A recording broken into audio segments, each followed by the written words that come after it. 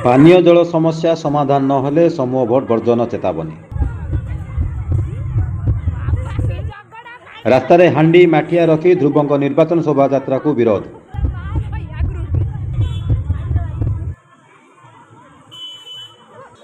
पट्टामुंडी उदयपुर ग्रामवासी पानीय जल समस्या समाधान नहेले समूह भोट वर्जन कहे कही चेतावनी देइछन्ति। खाली सेतिक नुहे ग्रामर महिला माने हांडी माठिया रास्ता रखी राजनगर विधायक प्रार्थी ध्रुव साहू निर्वाचन शोभायात्रा को विरोध करिसन्ति। घटनार प्रकाश जे दीर्घदिन है पट्टामुंडी ब्लॉक अंतर्गत उदयपुर ग्राम में पानीय जल समस्या लगी रही। ग्रामर आवश्यक परिमाण नलकूप नहीं, पाइप जल जोगाण व्यवस्था थिले मध्य पानीय जल ग्राम में पहुंची पारुना। ग्रामवासी अनेक थर Shrirampur sarpanch block chairman video को जनाया पर समस्यार समाधान हो पारि नाही। तेणु जल समस्यार अतिष्ठ ग्रामवासी आज से असंतोष व्यक्त करते। आज ध्रुव साहू निर्वाचन शोभायात्रा को उदयपुर दे श्रीरामपुर अभिमुखे जाउथिया बेले ग्रामर महिला माने रास्तार हांडी माठिया रखी शोभायात्रा आगू जावाक न दे खरारे ठिया कराई रखिथिले।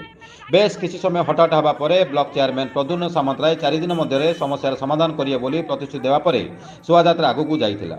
जो समस्यार समाधान 5 वर्ष मध्य करि नाहांती सेही काम 4 दिन मध्य करिपारिबे तो बोली ग्रामवासी प्रश्न उठाइथिले। जदि 4 दिन मध्य ग्राम को पाइप रे जल न आसे ताहले ग्रामवासी समूह भोट वर्जन करिए बोली चेतावनी दैछन्ति।